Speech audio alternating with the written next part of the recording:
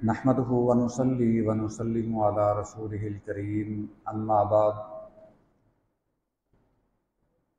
सय्यिदिना अबू सईद अल खुदरी रज़ी अल्लाह ताला अन्हु ने सूरह मरियम की एक आयत मुबारका तिलावत की। उनके अल्फाज जो उन्होंने बयान किए वो ये हैं, इज़ क़ुज़ियल अम्र व हुम फ़ी ग़फ़लतिन व हुम ला युमिनून। कहने लगे कि नबी करीम सल्लल्लाहु अलैहि वसल्लम ने फरमाया, फिद दुनिया। इस आयत मुबारका में दुनिया का जिक्र किया गया है, दुनिया की ज़िंदगी का जिक्र अल्लाह ने किया है। ये सही इब्ने हिब्बान की हदीस मुबारका है। ये आयत मुबारका के पीछे भी कुछ अल्फाज हैं जहाँ से ये आयत शुरू होती है। अल्लाह की तरफ से अपने प्यारे महबूब अलैहिस्सलातु वस्सलाम को ये हुक्म हुआ, व अंज़िरहुम यौमल हसरती इज़ क़ुज़ियल अम्र। ए नबी, लोगों को हसरत वाले दिन से डराइए। हसरत ये क़यामत के दिन का एक नाम है। क़यामत के दिन को यौम हसरत भी कहा जाता है। अब ये हसरत गुनाहगारों के लिए भी है और नेक लोगों के लिए भी है। गुनाहगारों के लिए हसरत ये है कि काश हम गुनाह ना करते, काश हम अपने अल्लाह को नाराज ना करते, काश हम ये गुनाह ना करते। ये हसरत है उन लोगों की जो दुनिया में गुनाह करते रहे। और नेक लोगों की ये हसरत है, काश हम दुनिया में और ज्यादा नेकियां करते, काश मेरी नमाज जमात से ना रहती, काश मेरी नमाज तकबीर उला से ना रहती, काश मैं नमाज को मजीद अच्छा करता, काश मैं ये नेकी भी करता, ये नेकी भी करता। ये नेक लोगों की ख्वाहिश होगी जो दुनिया में अपने अल्लाह को राजी करके गए होंगे। क़यामत वाले दिन भी वो इस बात की हसरत करेंगे कि काश हम अपने अल्लाह को और राजी कर लेते। चूंकि जन्नत के मुख्तलिफ दर्जे हैं, एक कमतर दर्जे का जन्नती है, एक उससे आला दर्जे का जन्नती है। इसी तरह दर्जा ब दर्जा जन्नती हैं। जो कमतर दर्जे वाला जन्नती है उसकी ये हसरत होगी कि काश मैं इस जैसे अमाल करता और इसी तरह का मुझे बाला खाना अता किया जाता है, जन्नत में आज मेरा भी दर्जा बुलंद होता। और ये हसरत नबी करीम सल्लल्लाहु अलैहि वसल्लम ने फरमाया कि ये दुनिया में पूरी की जा सकती है।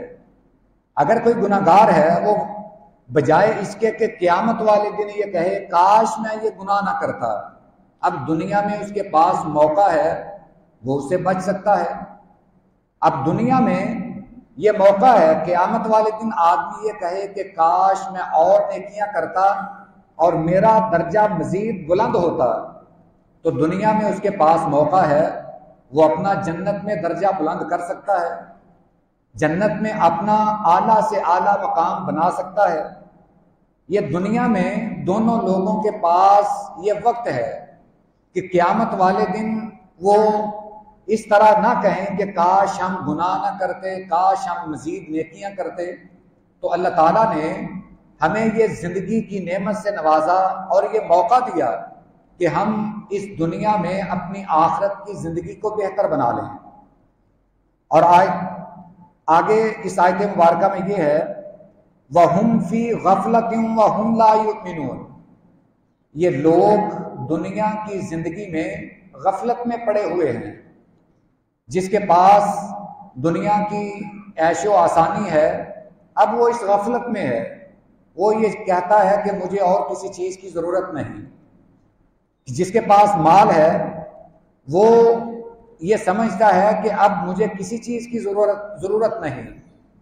उसका एक सबब ये भी है, वो ये समझता है कि शायद ये जिंदगी हमेशा ऐसे ही रहेगी। वो ये समझता है कि आज मेरे पास सेहत है یہ ایسے ہی رہے گی. میرے پاس آج یہ نعمت ہے تو یہ اسی طرح رہے گی. یہ اس کی خام خیالی ہے. نہ تو یہ زندگی ہمیشہ رہنے والی ہے، نہ کوئی ہمیشہ صحت مند رہے گا، نہ کوئی دنیا میں ہمیشہ عیش و آسانی میں رہے گا. یہ تو تمام چیزیں فانی ہیں، ایک دن ختم ہونے والی ہیں. مگر جب ختم ہو جائیں گی اس کے بعد پھر جب اگلی زندگی شروع ہوگی، اصل کامیابی یہ ہے وہ انسان یہ کہے کہ دنیا کی اس زندگی کی وجہ سے میں نے آخرت کی زندگی کو سنوار لیا ہے. اور اللہ تعالیٰ نے یہ بھی فرمایا سورہ مریم کی اس آیت مبارکہ میں کہ جو غفلت کا شکار ہیں وہ مومن نہیں ہیں. مومن سے مراد ایک مطلب یہ ہے کہ وہ آخرت کے دن پر ایمان نہیں رکھتے. جب ان کے آخرت کے دن پر ان کا ایمان نہیں ہے پھر وہ جو چاہے سو کریں، پھر تو وہ گناہ کرتے ہی چلے جائیں گے. ان کو اس بات کی فکر ہی نہیں کہ ایک دن یوم حساب کا بھی آنے والا ہے، پھر وہ کیسے گناہوں سے چھٹکارا پائیں.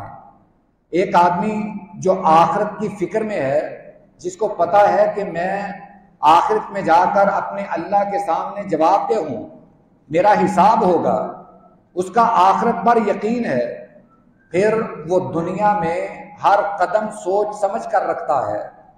پھر جو بھی وہ عمل کرتا ہے اس میں وہ اپنے اللہ کی رضا کو سامنے رکھتا ہے.